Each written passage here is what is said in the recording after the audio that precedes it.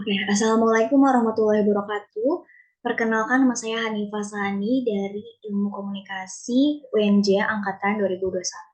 Kali ini saya akan mempresentasikan mengenai mini skripsi yang saya buat dengan judul Hubungan antara penggunaan bahasa gaul atau slang pada media sosial TikTok dengan eksistensi bahasa Indonesia di kalangan mahasiswa Ilmu Komunikasi UNJ Angkatan 2021. Di deskripsi ini disusun untuk memenuhi tugas mata kuliah metodologi penelitian komunikasi 1, yaitu kuantitatif.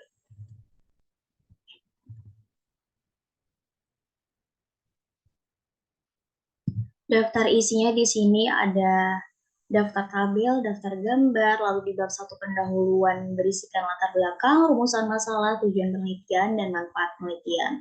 Lalu pada bab 2 landasan teori berisi konsep, yang subbabnya ada bahasa gaul atau slang, bahasa Indonesia, dan media sosial.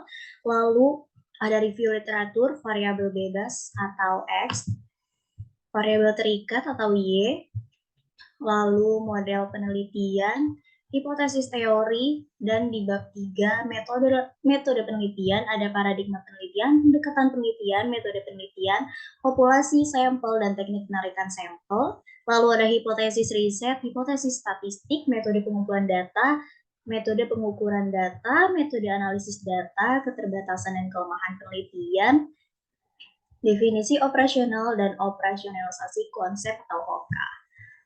Lalu ada juga daftar pustaka. Nah, di sini ada daftar tabelnya, ada 3 tabel. Lalu ada daftar gambarnya, hanya ada 1 gambar. Lalu kita masuk ke bab 1 pendahuluan. Latar belakangnya adalah bahasa merupakan alat komunikasi yang digunakan oleh manusia untuk berinteraksi dan menyampaikan pesan. Nah, bahasa ini dapat berupa sistem simbolik seperti kata-kata, suara, atau tulisan yang memiliki suatu makna tertentu dan digunakan untuk mengungkapkan ide, perasaan, dan informasi. Lalu bahasa juga memiliki struktur gramatikal yang mengatur cara penyusunan setiap kata dan kalimat serta bagaimana penyampaian pesan yang baik. Bahasa di sini memainkan peran penting dalam interaksi sosial, pemahaman, dan budaya manusia. Nah, di sini tertulis menurut Krida Laksana dan Joko Pencono dalam Cair 2014, bahasa merupakan sistem simbol suara bersifat arbitrer yang digunakan oleh anggota kelompok sosial untuk berkolaborasi, berkomunikasi, dan mengenali diri sendiri.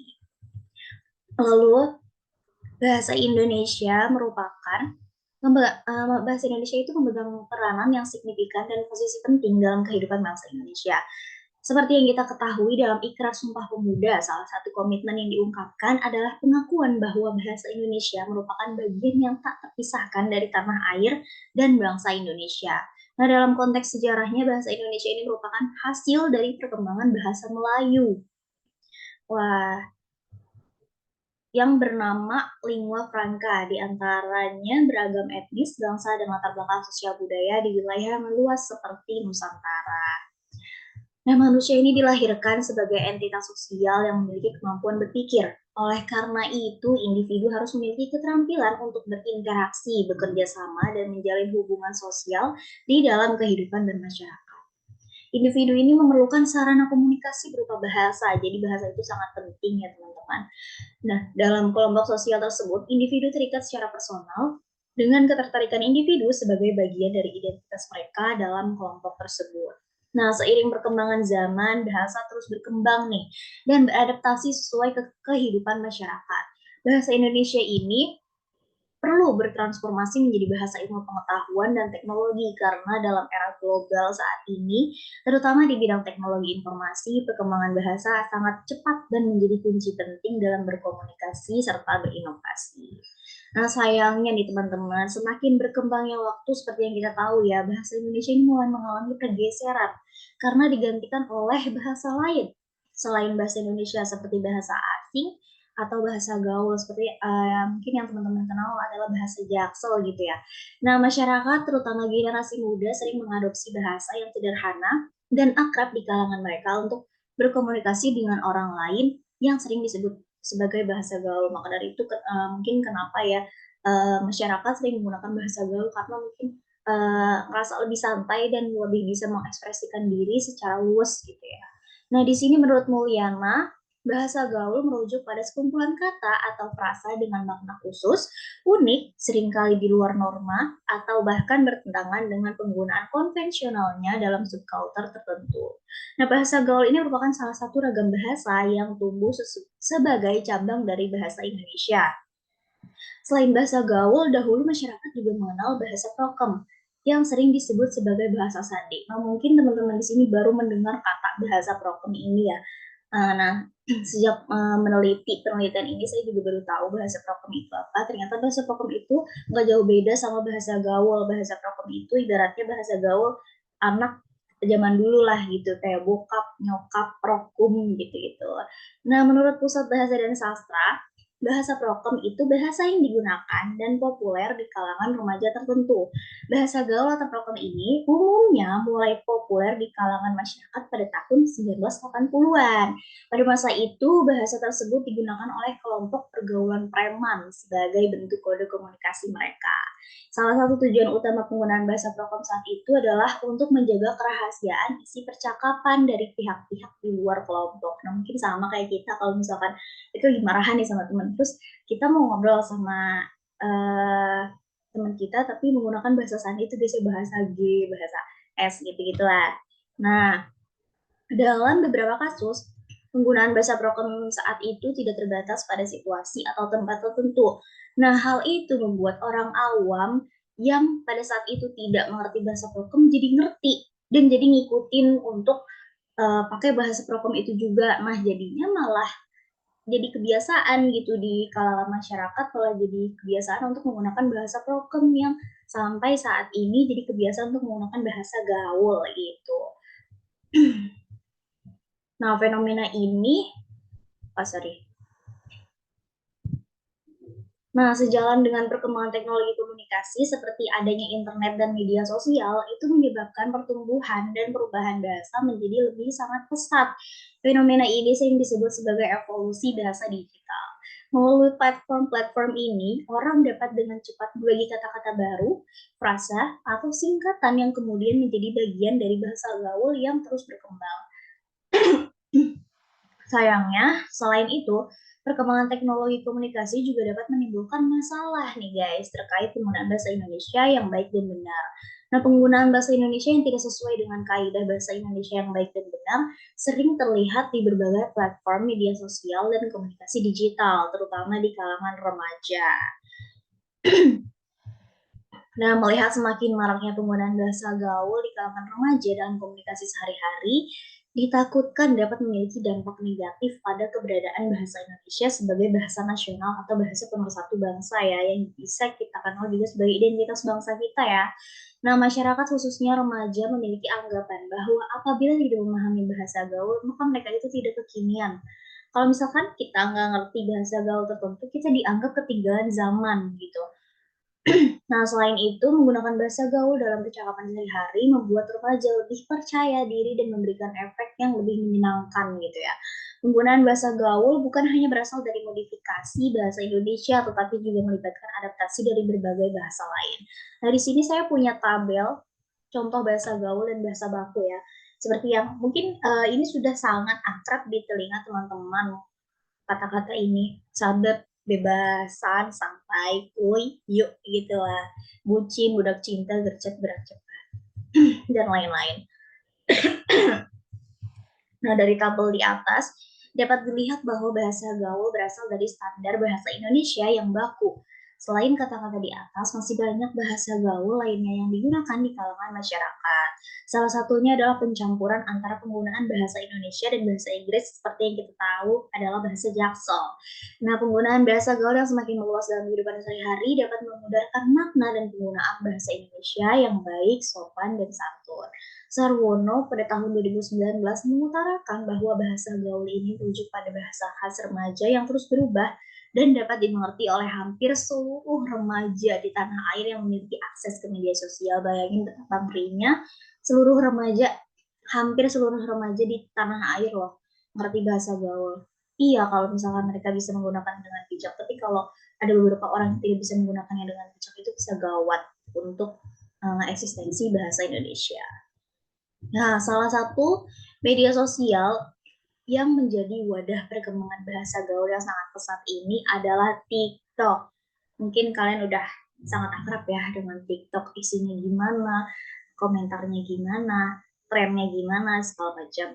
Nah, TikTok ini merupakan salah satu platform media sosial yang memungkinkan pengguna untuk membuat, menyunting, dan berbagi video singkat yang biasanya diiringi background atau efek yang kreatif. Nah, media sosial ini tuh sangat populer di kalangan kaula muda dan digunakan untuk berbagai konten kreatif, termasuk dance, komedi, berita, musik, dan masih banyak lagi. Nah, menurut laporan firma riset Statista, jumlah pengguna TikTok di Indonesia tercatat sebanyak 113 juta per April 2023. Itu aja per April ya guys, belum diupdate lagi hingga sekarang, mungkin bakal lebih banyak lagi. Nah, dengan jumlah pengguna 113 juta, Indonesia dinobatkan sebagai negara dengan pengguna TikTok terbesar kedua di dunia pada periode tersebut. Nah, di sini saya mempunyai grafiknya ya dari katadata.com dan Databooks. Data pengguna TikTok terbanyak di dunia per April 2023, Indonesia benar ada di urutan kedua ya guys. Nah, laporan We Are Social juga menunjukkan bahwa pengguna TikTok terbanyak yaitu pada kelompok usia 18 sampai 24 tahun dan terbanyak oleh posisinya perempuannya dengan 20,9% dan laki-laki 17,5%. Nah, berdasarkan data tersebut dapat dipastikan bahwa generasi muda Indonesia lah yang menjadi pengguna terbesar TikTok kedua nih guys.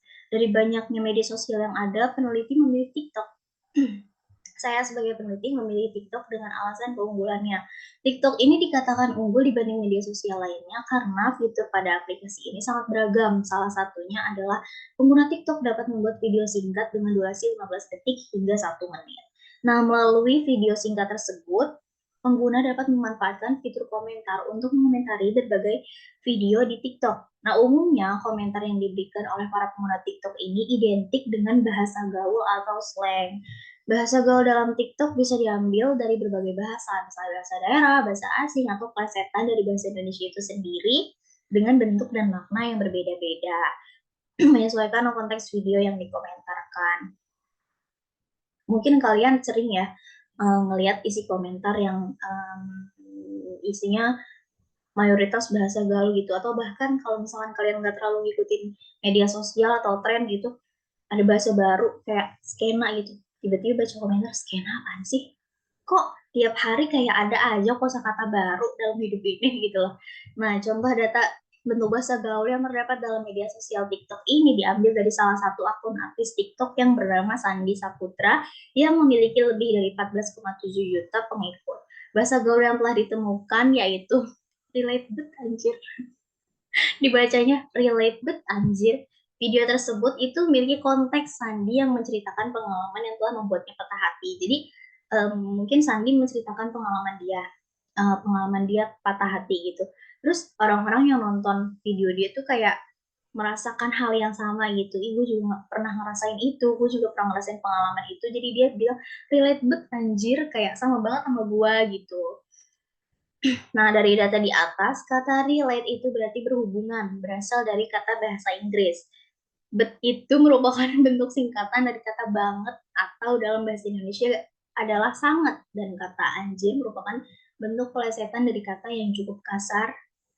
Kalian bisa baca sendiri, yang dipakai untuk mengungkapkan berbagai rasa seperti kaget, kagum, dan sejenisnya. Jadi sekarang ini bahasa gaul anjir itu bisa digunakan untuk segala hal ya. Jadi dia tuh multifungsi, bisa buat kaget, bisa buat kagum, bisa buat sedih, bisa buat galau, segala macam. Nah, hal itu menunjukkan bahwa tuturan di atas adalah bahasa gaul karena tidak mengikuti kaidah dan makna yang sebenarnya dan telah mengalami perkembangan oleh pengguna bahasa itu sendiri. Tuturan di atas memiliki makna yang biasanya dilontarkan saat seseorang melihat atau membaca sesuatu yang sering ia temui atau dirinya juga merasakan hal yang sama, begitu. Nah, pada penelitian ini saya sebagai peneliti tertarik untuk melakukan kajian mengenai hubungan antara bahasa gaul yang terdapat di media sosial TikTok dengan keberadaan bahasa Indonesia. Nah, peneliti memiliki pemikiran bahwa bahasa gaul yang berkembang di media sosial TikTok sangat amat berdampak pada keberadaan bahasa Indonesia. Sejak bahasa gaul berkembang pesat, generasi muda mulai melupakan bahasa utama kita, bahasa resmi kita, yaitu bahasa Indonesia, dan lebih memilih menggunakan bahasa gaul dalam kehidupan sehari-hari. Hal itu berakibat kepada ancaman pergeseran bahasa Indonesia sebagai identitas bangsa.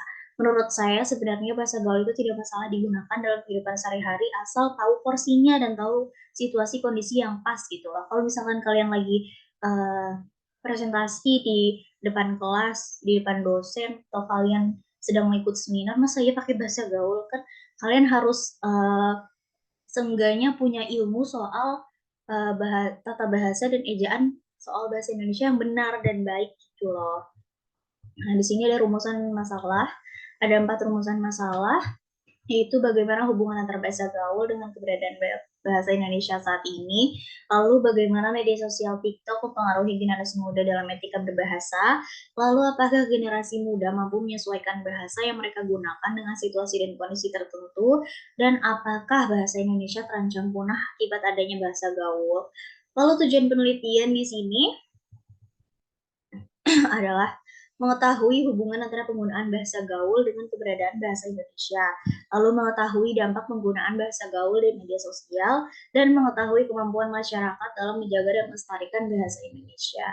Lalu manfaat penelitiannya di sini ada 2, manfaat akademis dan manfaat praktis. Manfaat akademisnya adalah penelitian ini diharapkan dapat bermanfaat untuk kajian ilmu komunikasi, khususnya dalam bidang media baru dan komunikasi informasi.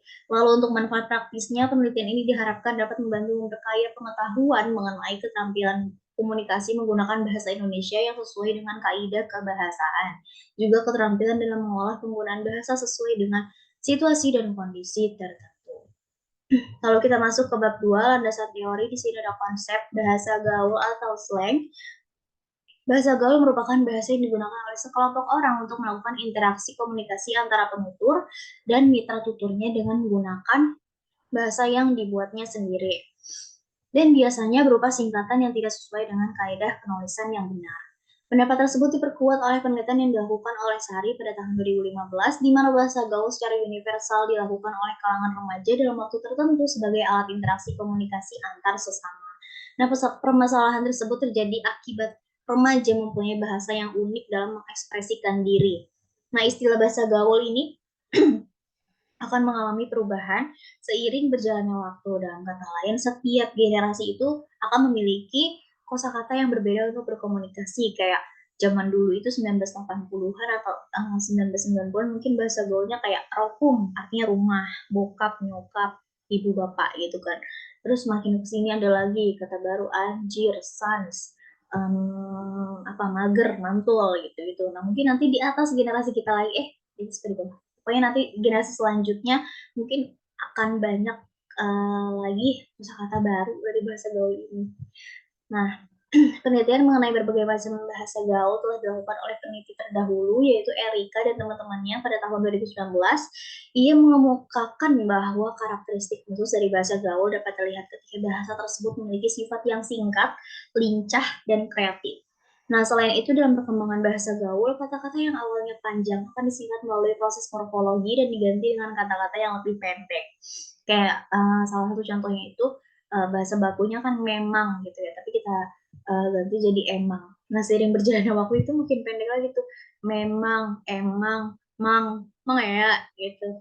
Lebih lanjut, ragam bahasa gaul saat ini seringkali mengikuti pola yang tidak beraturan atau dengan kata lain, sama sekali tidak mengikuti kaidah kebahasaan yang konvensional.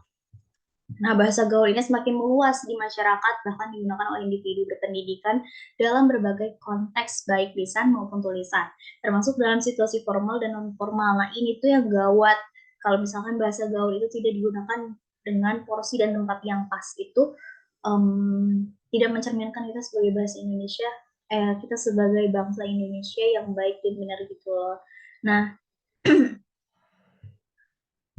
kita lanjut ke Nah, ini ada beberapa kata dari bahasa gaul, diantaranya adalah sans, puy, mantul, mager, kepo, real, ngap, healing, pap, dan masih banyak lagi. Lalu kita lanjut ke konsep kedua, yaitu bahasa Indonesia. Di sini bahasa Indonesia berperan sebagai bahasa pemersatu bangsa, seperti yang sudah kita ketahui ya. Bahasa Indonesia digunakan dalam kehidupan sehari-hari dan juga merupakan bahasa resmi dari negara kita. Bahasa Indonesia memiliki peran penting dalam membentuk identitas bangsa Indonesia di wilayah negara Indonesia. Nah, bahasa Indonesia ini memiliki kedudukan sebagai bahasa nasional sebagaimana disepakati dalam Sumpah Pemuda pada 28 Oktober 1928. Fungsinya mencakup sebagai lambang kebanggaan, identitas, alat pemersatu, dan alat perhubungan bagi masyarakat Indonesia. Bahasa Indonesia juga memiliki banyak aturan tata bahasa yang harus ditaati untuk menggunakannya dengan baik dan benar. Nah, ini tuh mencakup tata cara penulisan, pengucapan, tata bahasa, dan berbagai kaidah lainnya. Nah, biasanya itu ada di PUEB ya, Pedoman Umum Ejaan Bahasa Indonesia, yang disempurnakan dan diterbitkan oleh Badan Pengembangan dan Pembinaan Bahasa. Nah, pemahaman yang baik mengenai tata bahasa ini sangat penting untuk komunikasi secara efektif dalam bahasa Indonesia. Bahasa Indonesia juga merupakan unsur yang penting dalam media komunikasi utama bagi masyarakat. Karena emang kenapa disebut bahasa pemersatu bangsa? Karena kan itu semuanya terdiri dari berbagai daerah, suku dan ras tertentu ya. Jadi bahasa Indonesia ini kan bahasa nasional kita. Jadi kita kan nggak mungkin ngerti bahasa daerah satu sama lain ya. Jadi kalau ketemu sesama bangsa Indonesia tapi berbeda daerah dan berbeda suku itu bisa pakai bahasa Indonesia. Makanya kenapa disebut sebagai bahasa pemersatu bangsa kayak gitu. Lalu konsep ketiga ada media sosial TikTok. Media sosial merupakan sebuah media online yang beroperasi dengan bantuan teknologi berbasis web yang membuat perubahan dalam hal komunikasi yang dahulu hanya dapat satu arah dan berubah menjadi dua arah atau dapat disebut sebagai dialog interaktif. Nah, media sosial adalah platform online di mana pengguna dapat berpartisipasi, berbagi, dan menciptakan berbagai jenis konten. Hal ini itu termasuk blog, jejaring sosial, wiki, forum, dan dunia virtual. Nah, beberapa contoh jejaring sosial terbesar adalah Facebook, MySpace, dan Twitter. Mungkin sekarang ada juga TikTok, Instagram, WhatsApp, dan lain sebagainya. Nah, sejarah media sosial itu diawali pada era 1970-an dengan penemuan sistem papan buletin yang memungkinkan orang untuk berhubungan satu sama lain menggunakan surat elektronik serta berbagi dan dapat mengunduh perangkat lunak. Media sosial ini telah mengalami perkembangan yang sangat signifikan dari tahun ke tahun. Awalnya pada tahun 2002, Friendster itu mendominasi media sosial. Namun sekarang telah muncul banyak media sosial dengan keunikannya sendiri dan karakteristik yang berbeda-beda. Beberapa contoh media sosial populer saat ini adalah Twitter, Facebook, Twitter yang sekarang mungkin berganti dengan X, Facebook, Instagram, WhatsApp, TikTok, MySpace, dan masih banyak lagi. Nah, pada penelitian ini, saya sebagai peneliti memilih TikTok karena banyaknya keunggulan TikTok dibanding media sosial lainnya, seperti yang sudah saya sebutkan di latar belakang tadi. Lalu kita move ke review literatur. Di sini ada beberapa penelitian terdahulu terkait variabel X dan Y pada judul penelitian yang saya miliki. Di sini yang pertama adalah penelitian dengan judul Penggunaan Bahasa Gaul terhadap Eksistensi Bahasa Indonesia pada Masyarakat oleh Febrianti dan Pulungan pada tahun 2021. Penelitian ini dilakukan dengan tujuan mengetahui penggunaan bahasa gaul pada masyarakat Kelurahan Medan Tenggara dan mengetahui permasalahan tentang faktor yang mempengaruhi penggunaan bahasa gaul terhadap eksistensi bahasa Indonesia pada warga Kelurahan Medan Tenggara. Nah, hasil penelitian ini menunjukkan bahwa bahasa gaul di kalangan masyarakat Kelurahan Medan Tenggara adalah hal yang bisa digunakan pada komunikasi sehari-hari baik dengan teman sebaya atau dengan lingkungannya. Dan pengaruh penggunaan bahasa gaul pada masyarakat Kelurahan Medan Tenggara berpengaruh terhadap eksistensi bahasa Indonesia. Akibatnya, masyarakat kurang mengenal bahasa baku dan masyarakat kurang memahami pemakaian ejaan yang tepat. Lalu penelitian selanjutnya berjudul Ragam Bahasa Gaul dalam caption akun Instagram beauty influencer @cinderstella dan dampaknya terhadap eksistensi bahasa Indonesia oleh Wahyu dan Wardana pada tahun 2022. Nah, tujuan dari penelitian ini yakni untuk mendeskripsikan bentuk-bentuk bahasa gaul yang ditemukan pada caption Instagram Cinderstella dan dampak penggunaannya terhadap eksistensi bahasa Indonesia. Hasil penelitian yang dilakukan yakni terdapat beberapa bentuk bahasa gaul yang ditemukan, diantaranya bentuk akronim, bentuk abreviasi, bentuk penggunaan bahasa asing, penggantian fonem vokal, penggantian fonem konsonan, bentuk kontraksi, pengesahan fonem vokal, kosakata khas, dan penggantian diftong. Banyak juga ya berarti jenis-jenis bahasa gaul itu. Selain itu, dampak dari penggunaan bahasa gaul bagi pengguna media sosial Instagram yang disebabkan oleh influencer cukup memberikan dampak negatif yang negatif bagi eksistensi bahasa Indonesia saat ini. Lalu penelitian serupa juga terdapat pada artikel jurnal yang berjudul Pengaruh Bahasa Gaul Terhadap Eksistensi Bahasa Indonesia di kalangan mahasiswa oleh Permata pada tahun 2023, dengan tujuan penelitian untuk melihat pengaruh bahasa gaul yang digunakan oleh mahasiswa terhadap eksistensi bahasa Indonesia. Hasil penelitian ini menunjukkan bahwa masih banyak mahasiswa yang menggunakan bahasa gaul. Terlalu sering menggunakan bahasa gaul dapat berdampak pada cara berbicara, sebab di setiap percakapan mereka masih mendengar kosakata yang sulit dimengerti oleh orang lain sehingga keberadaan maupun perkembangan bahasa Indonesia itu akan terhambat. Padahal saat berada di lingkungan formal seperti diskusi, ceramah, dan wawancara itu sangat mengutamakan berbahasa Indonesia yang baku, yang baik dan benar. Jadi sebagai bangsa Indonesia kita harus bangga mengagungkan bahasa Indonesia serta membiasakan diri untuk berkomunikasi dalam kehidupan sehari-hari menggunakan bahasa Indonesia agar bahasa Indonesia ini tidak punah dan tidak terhambat perkembangannya. Lalu penelitian selanjutnya berjudul Pengaruh Bahasa Gaul atau Slang terhadap Bahasa Indonesia pada Generasi Muda oleh Anggini, Afifah, dan Syaputra pada tahun 2022. Penelitian ini bertujuan untuk mengembangkan dan mengetahui bahasa yang digunakan oleh remaja zaman sekarang. Hasil penelitian menunjukkan bahwa dengan adanya bahasa gaul di lingkungan masyarakat dapat menghambat pertumbuhan dan perkembangan bahasa Indonesia. Kurangnya kesadaran untuk mencintai dan menggunakan bahasa Indonesia itu dapat menyebabkan pudarnya atau hilangnya bahasa Indonesia dalam pemakaiannya di masyarakat. Lalu penelitian lainnya berjudul Fenomena Bahasa Gaul dan Eksistensi Bahasa Indonesia di Tengah Arus Globalisasi oleh Hikmah pada tahun 2023. Penelitian ini bertujuan untuk mempelajari validitas bahasa gaul dan eksistensinya di era globalisasi. Hasil penelitian ini menunjukkan dampak dari fenomena bahasa gaul, yaitu adanya bahasa Indonesia terancam marginalisasi bahasa gaul, runtuhnya bahasa Indonesia standar, punahnya bahasa Indonesia, dan ketidakpercayaan di tangan orang Indonesia. Faktor yang berhubungan dengan fenomena bahasa gaul adalah penyebaran internet dan jaringan sosial, dampak lingkungan, peran media, dan perkembangan dari waktu ke waktu. Nah, penelitian serupa juga dilakukan oleh Sugiyarti pada tahun 2022 dalam penelitian berjudul Fenomena Bahasa Gaul BSI dan Eksistensi Bahasa Indonesia di Kalangan Remaja. Nah, penelitian ini dilakukan dengan tujuan untuk mengkaji pemakaian bahasa gaul, khususnya BSI, dan hubungannya dengan eksistensi bahasa Indonesia di kalangan remaja. Nah, hasil penelitiannya mengungkapkan bahwa bahasa gaul sangat berperan dalam pembentukan bahasa yang digunakan di kalangan remaja karena penggunaannya bersifat santai dan fleksibel. Namun, alangkah baiknya bila kita dapat menggunakan bahasa Indonesia yang baik dan benar sehingga kode bahasa Indonesia sebagai bahasa nasional tetap terjaga. Lalu penelitian selanjutnya berjudul Pengaruh Bahasa Gaul Terhadap Penggunaan Bahasa Indonesia di Kalangan Remaja yang dilakukan oleh Riyado pada tahun 2021. Tujuan dalam penelitian ini adalah untuk mengetahui pengaruh penggunaan bahasa gaul terhadap penggunaan bahasa Indonesia di kalangan remaja, dan hasil penelitiannya mengemukakan bahwa banyaknya masyarakat Indonesia yang menggunakan bahasa gaul sehingga tingkatan dalam komunikasinya sehari-hari adalah penyimpangan dari penggunaan bahasa Indonesia dengan baik dan benar. Hal ini dapat menghambat pertumbuhan dan perkembangan bahasa Indonesia.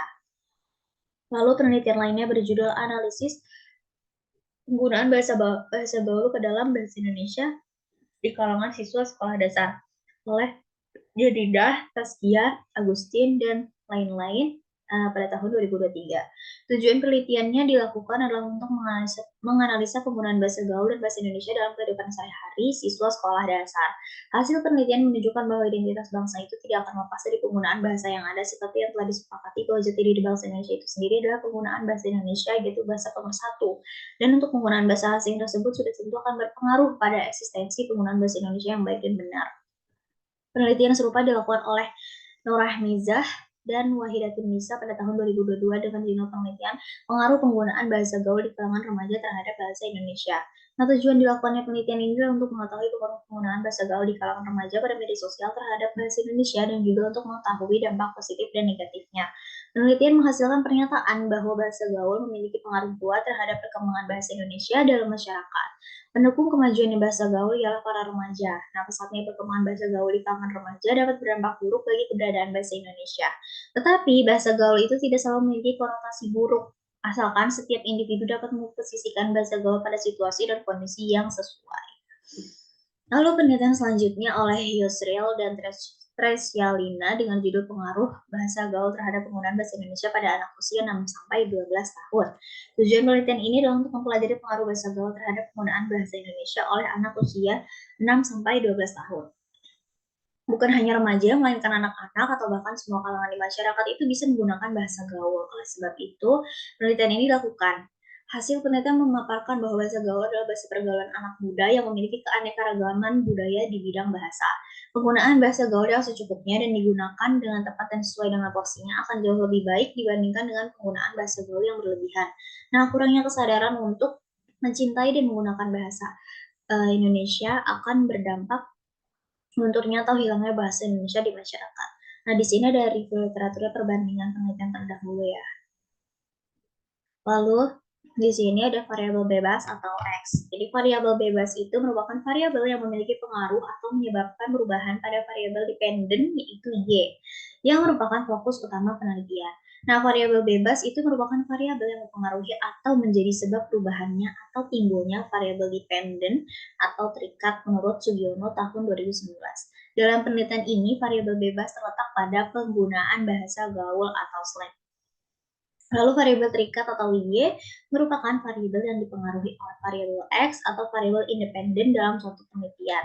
Sugiono pada tahun 2022 mengungkapkan bahwa variabel terikat adalah variabel yang dipengaruhi atau yang menjadi akibat karena adanya variabel bebas. Nah, dalam penelitian ini variabel terikatnya terdapat pada eksistensi bahasa Indonesia.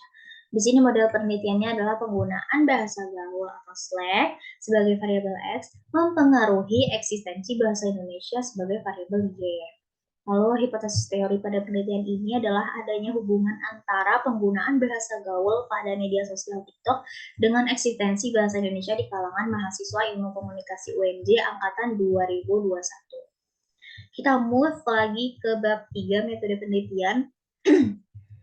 Sebab yang pertama ada paradigma penelitian yang mengacu pada kerangka kerja konseptual atau pandangan filosofis yang mencakup pendekatan, metode, dan pemahaman dalam suatu penelitian. Nah, pemahaman ini mencakup tentang apa yang dianggap benar atau valid dalam penelitian, bagaimana data dikumpulkan dan diinterpretasikan, serta bagaimana peneliti meneliti hubungan antara penelitian dan lingkungan sekitarnya.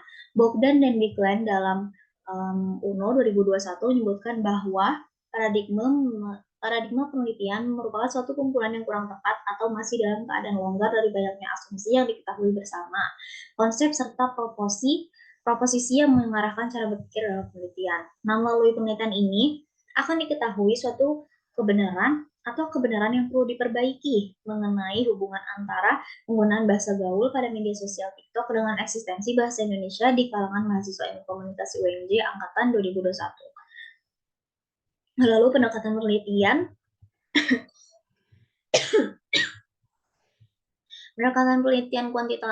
kuantitatif itu merupakan metode penelitian yang berfokus pada pengumpulan dan analisis data numerik untuk menjawab pertanyaan penelitian. Dan menurut Sugiono pada tahun 2018, data kuantitatif merupakan metode penelitian yang berlandaskan positivistik atau data konkret. Data penelitian berupa angka yang akan diukur menggunakan statistik sebagai alat uji perhitungan dan berkaitan dengan masalah yang diteliti untuk menghasilkan suatu kesimpulan. Nah, metode penelitian kuantitatif melibatkan desain penelitian yang kuat, pengumpulan data yang terstruktur, dan analisis statistik untuk menghasilkan temuan yang dapat diukur dan dianalisis secara objektif. Lalu pada penelitian kali ini, peneliti menggunakan pendekatan kuantitatif untuk menguji pengaruh antara dua variabel, yakni penggunaan bahasa gaul sebagai variabel X dan eksistensi bahasa Indonesia sebagai variabel Y. Dengan kata lain, peneliti menggunakan pendekatan kuantitatif dikarenakan peneliti ingin menguji ada atau tidaknya nih pengaruh penggunaan bahasa gaul terhadap keberadaan bahasa Indonesia di kalangan mahasiswa komunikasi UNJ angkatan 2021 yang nantinya akan dianalisa secara statistik. Lalu di sini ada metode penelitian. Metode penelitian yang digunakan jelas adalah metode deskriptif kuantitatif. Kenapa deskriptif kuantitatif? Karena peneliti memiliki tujuan untuk mengumpulkan data empiris dalam bentuk angka atau statistik untuk menggambarkan dan menjelaskan fenomena yang diteliti secara objektif. Nah, memakai deskriptif kuantitatif juga bertujuan untuk membuat gambaran atau deskriptif tentang suatu keadaan secara objektif yang menggunakan angka mulai dari pengumpulan data, penafsiran terhadap data, dan hasilnya. Ini menurut Arif Kunto tahun 2019.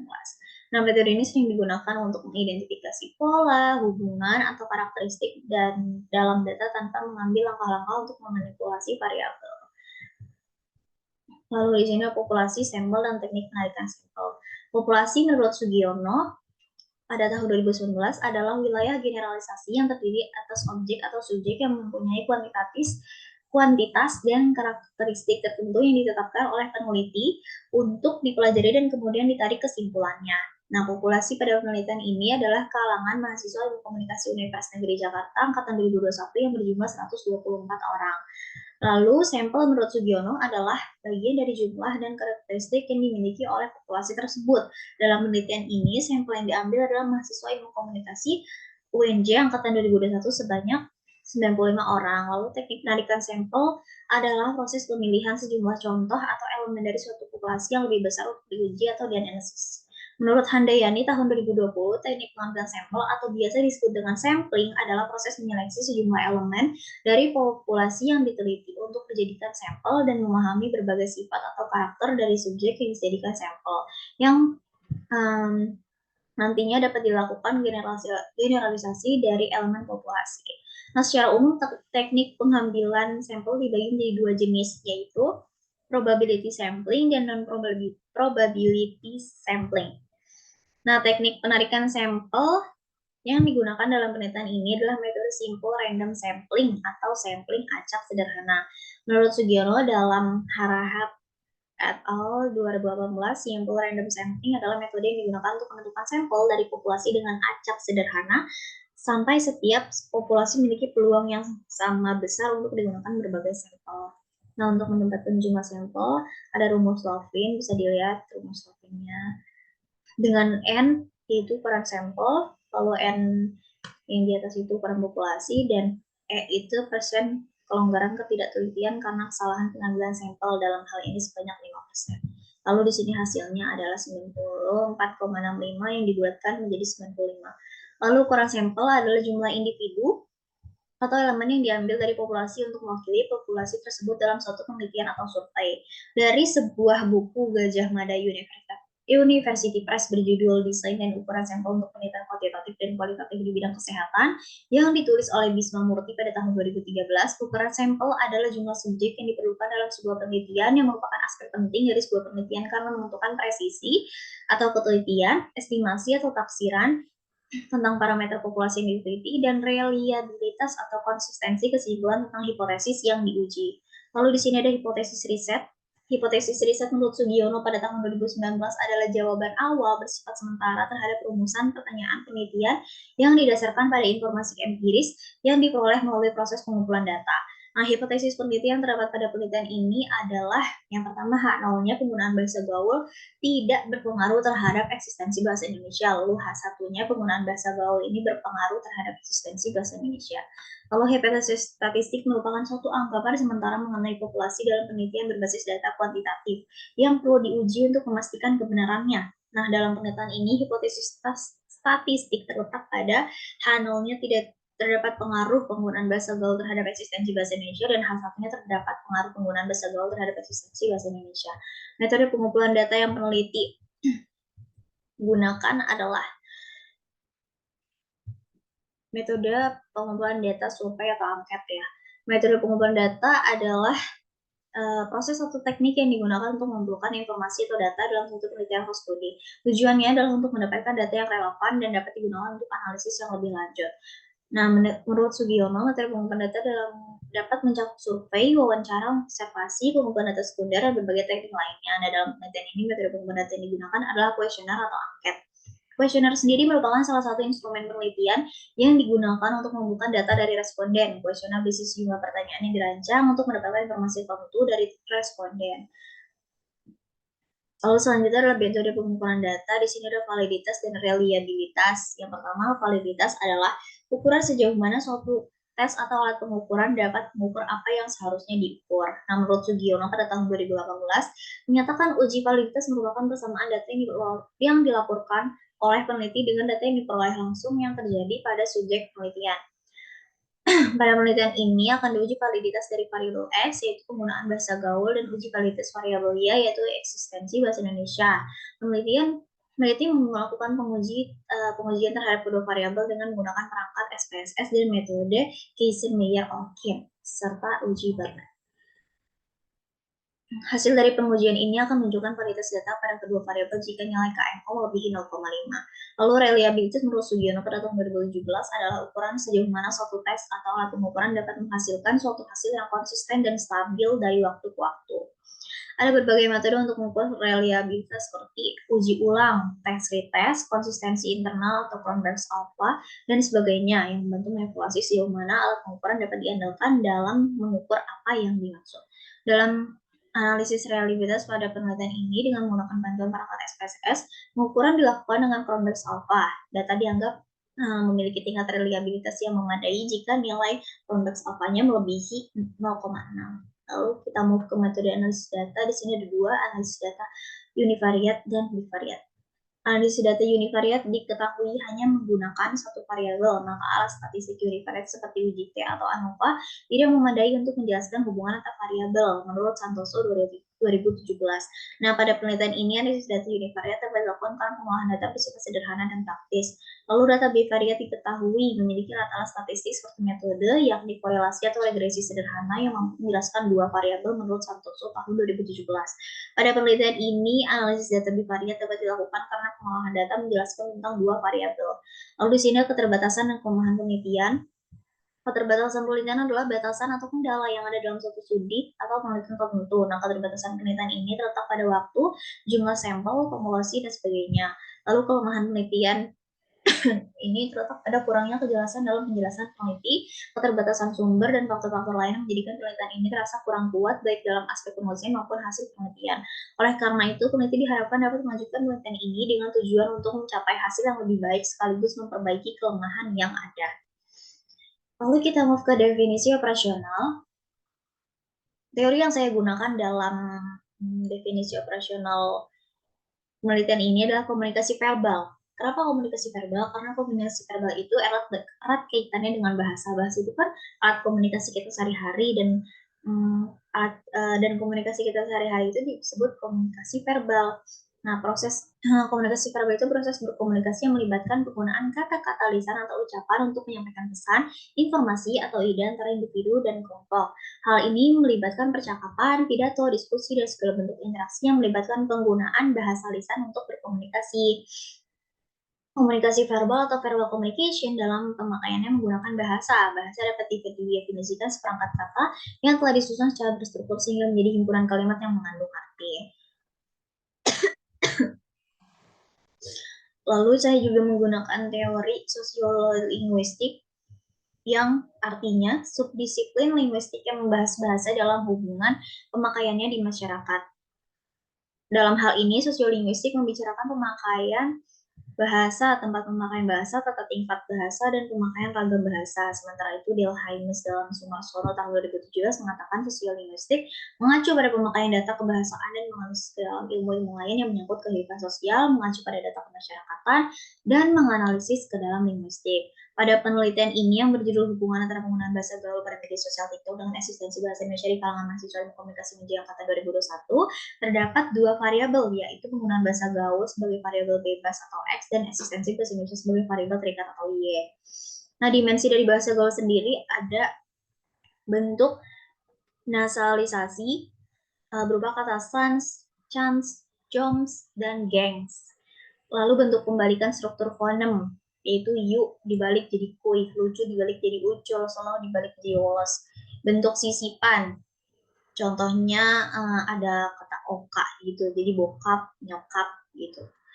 Lalu indikator dari bahasa gaul itu ada kata-kata baru atau slang yang sedang populer, penggunaan singkatan atau akronim, pergeseran makna dalam bahasa sehari-hari, penyisipan kata-kata asing atau bahasa Inggris dalam kalimat, dan perubahan dalam tata bahasa atau aturan ejaan. Bahasa Indonesia sendiri memiliki beberapa kriteria atau dimensi, yaitu ejaan dan tata bahasa menurut PURI, terus keseragaman, kemudahan komunikasi, bahasa pendidikan, dan bahasa resmi. Lalu indikatornya adalah ejaan yang benar, kosakata yang sesuai, dan penggunaan bahasa yang tepat. Di sini ada tabel operasionalisasi konsep komunikasi verbal, bahasa gaul. Lalu di sini ada sesuai yang saya tulis dari definisi operasional tadi. Terakhir di sini adalah daftar pustaka yang telah saya buat dari berbagai referensi yang telah saya temukan. Oke. Cukup sampai di sini, penjelasan mini skripsi yang telah saya buat, kurang lebihnya mohon maaf. Wassalamualaikum warahmatullahi wabarakatuh.